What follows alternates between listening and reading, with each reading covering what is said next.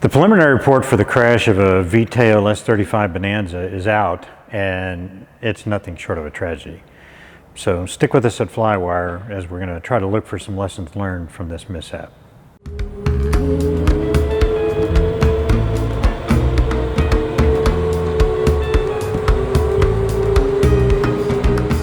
Hi, I'm Scott Perdue, and today on FlyWire, we're going to review the tragic mishap of an S35 that took the life of a newly wedded couple. On the face of it, the mishap seems to be a simple case of a flatlander flying in the mountains at high density altitudes. It only took 8 minutes from takeoff to tragedy, to a tragic end, but I think it's a little more complex than that. For sure, this was a case of controlled flight into terrain, or it seems to be. One important note about the preliminary report: the FAA and the NTSB did travel to this mishap site. They recovered the wreckage. They recorded the takeoff time as 13:04 Mountain Daylight Time, and the couple had just flown a sightseeing trip prior to this mishap flight, and the ADSB record shows that it landed 8 minutes before the FAA says the mishap takeoff occurred. I don't think that's what happened. But the ADSB for the mishap flight has the takeoff time at 13:55, and I think that's probably more likely about an hour after landing from the first flight.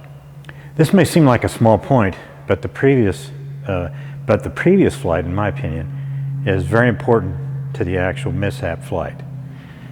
First, some background on the airport and the young folks involved in the accident. Telluride Regional Airport, Colorado is 9,070 feet above sea level, and the east-west runway is 7,111 feet long. The airport is on a 1,000-foot mesa, and it experiences strong vertical turbulence with any winds. For this mishap, the winds were out of the west at 10 gust 17. The notes for the airport recommend that you land on runway 9 and take off on 27, kind of down valley. There is an obstacle departure procedure which has you departing on runway 27, climbing to 12,000 feet, heading 276, basically the runway heading, to intercept a radio to the ETL VOR. And for aircraft southeast bound, they should continue climb and hold to 14,200. It's pretty high mountains. There are numerous takeoff obstacle notes, and for a visual climb over the airport, the departing pilot should climb in visual conditions to cross the airport westbound at or above 14,300. In short, this is a challenging airport with high terrain in all quadrants. I'm going to show a 1 to 24K topo map in a second, where the terrain in the accident area was over 13,000 feet. I don't know about you, but nowadays, for me, that's sort of high. The couple flew the airplane to Telluride just a few days prior to the accident and got married. Apparently, they had been there earlier in the summer and decided that it was so pretty that they wanted to elope in the Bonanza in Telluride. The young man who was piloting the airplane had just bought the S35 in April of 2020, and they lived in Florida, or about then. They lived in Florida, and the pilot worked for United. He had been a graduate of Embry-Riddle University in Florida and spent some time as a flight instructor. Ostensibly, the pilot was a flatlander. He's from New England, and the S35 was new to him as well. Okay, on the best of days, that IO 520 powered airplane would have been able to climb maybe 500 feet per minute at the density altitudes where they were on the best of days. But on the day of the mishap, the couple took a sightseeing flight first, apparently with another couple. Then they refueled and topped off the tanks and then headed for home.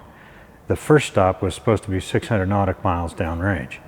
The first flight was just after 11 a.m. Mountain Time, and the path the sightseeing flight followed was not exactly the same as the mishap flight. I computed the density altitude for the first flight at 10,200, and for the second, the DA was 10,900. As I said, the winds were out of the west, gusting 10 gust 17.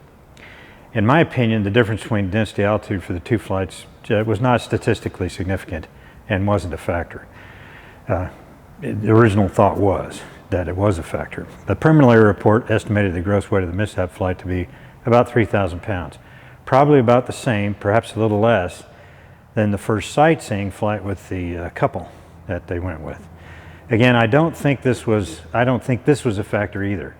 Comparing the climb rate between the two flights for the first 8 minutes showed the performance to be almost exactly the same, very close to 350 feet per minute average. The winds from the west were not very different either between the two flights. Most likely there was turbulence, but not significant downdrafts up into Ingram Basin, where the impact point is. So let's take a look at that first flight. The mishap pilot flew over the exact same terrain on the return of the sightseeing flight, and that flight path for the mishap aircraft followed how it followed the first flight. Okay, this is the ADS-B data and appears to be very good fidelity. The flight path shows the S-35 taking off to the west, followed by an immediate left turn to the east. The path wanders around the center of the valley and then bears to the right to avoid going over town of Telluride, one of the notes for local operations. From there, the aircraft heads to the left side of the valley, just before the 1,000-foot cliff at Ingram Falls. And then the pilot executes a right turn, keeps climbing, and turns south. On his return from the sightseeing trip, the pilot flies very close to the outbound path of the second sortie, at something like 13,000 feet over the ridgeline. I think that likely that the pilot was scoping out the terrain for his second flight, thinking that would be a more direct way home. Don't know that for sure, but I think that's what happened.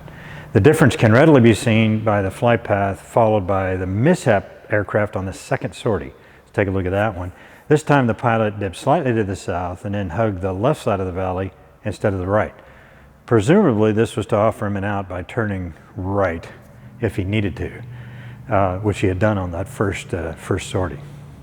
The pilot, probably believing that he had a good handle on the performance of the S-35, headed over Ingram Falls and into the basin.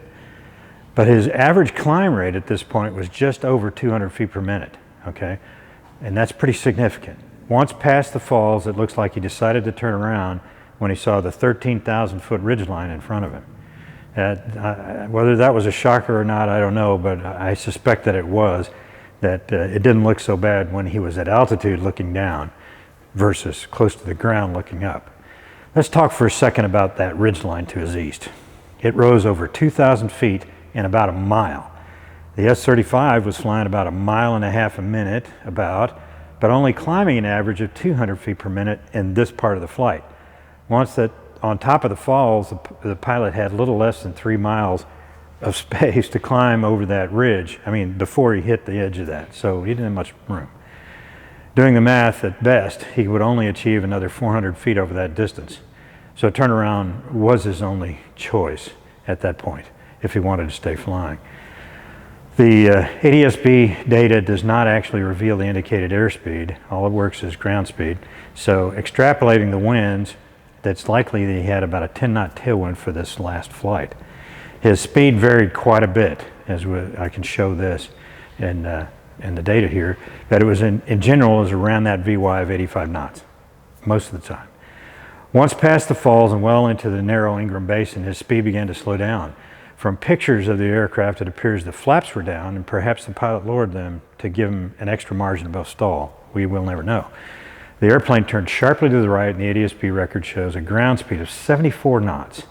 I computed the stall speed at 11.4 and 30 degrees of bank to be about 68 knots. So with 10 knots of ground speed subtracted, his indicated would have been about 64. You can see the ADS-B hit here. The vertical speed had developed to minus 1,472 feet per minute. Big descent. It looks like the beginning of a stall to me. The next ADS-B hit shows a ground speed of 63 knots, and now the flight path is perpendicular to the estimated wind, and the vertical speed had increased to minus 4,480 feet per minute. It is definitely in a stall and headed downhill. The preliminary report describes the aircraft impact as crush damage on the nose and the leading edge of the wing consistent with a near vertical impact at a fairly high rate of speed.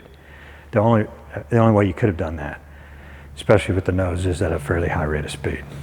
There has been some speculation that the pilot was attempting a forced landing on the terrain, the flaps down, but I don't think that appears to be the case.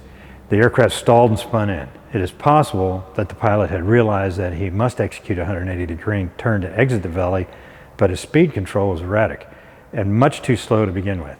He had opted to use most of his energy to climb, even if it only produced a 200 foot per minute climb.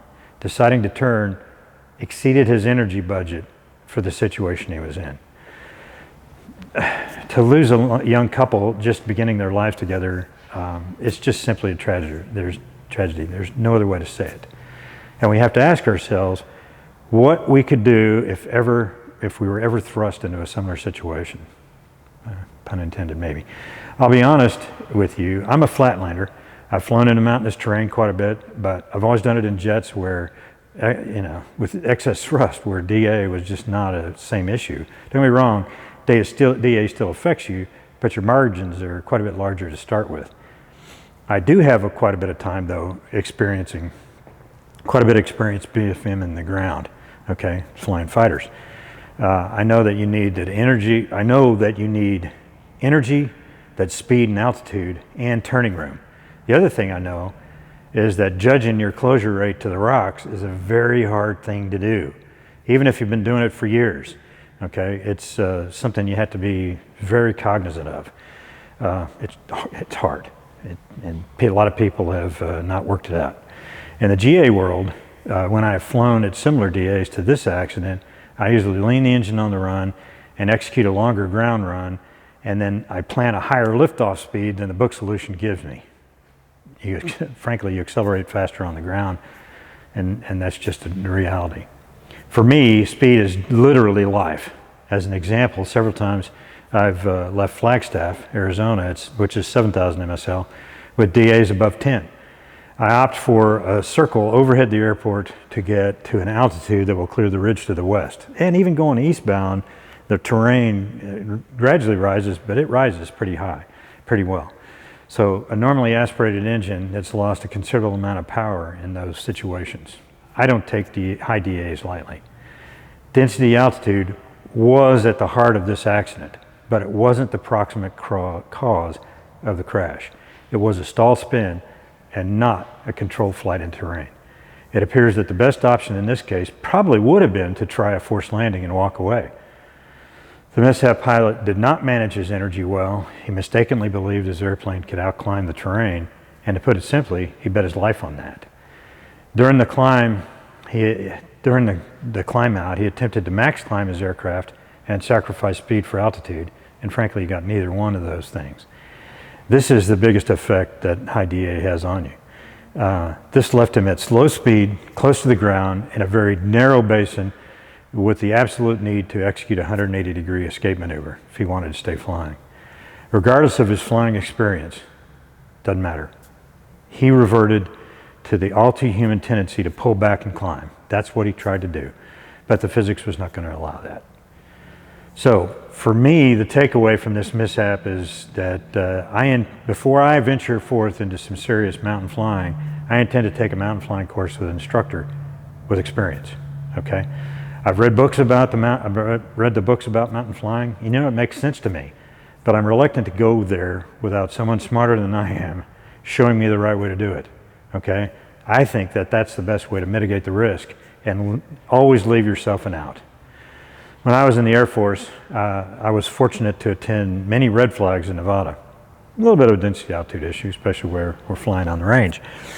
But I remember during the mass brief before a mission, the red flag commander would have the final say, and he would get up there on the stage and tell us, don't do anything dumb, different, or dangerous. The point being that you should train for it before you do it for real. High altitude flying is unforgiving, and if it's different, in other words, you don't do it, or you don't do it very much, train for it. So I hope we can all learn something from this accident. Things can go horribly wrong in a very short amount of time. And I think we have to think about these things, these situations, and talk about them on the ground and plan out a course of action. And don't plan on having very much energy to execute it. And maybe think about the impact of a low SA would give you situational awareness on the situation as well. So a good pilot's always learning, and he works hard to mitigate the risk. Mitigate the risk. There is risk in flying. So let's fly safer, mitigate that risk.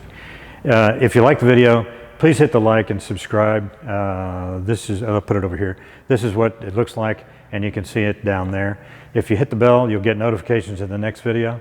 If you don't like it, that's fair. Just do me a favor and tell me what you don't like about it, so I have a chance at fixing it.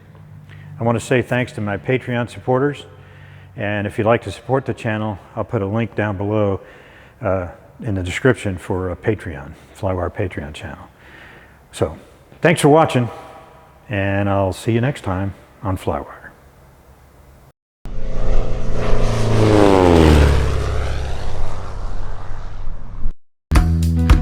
Click this link for the latest upload. Click this link for whatever YouTube thinks you ought to watch.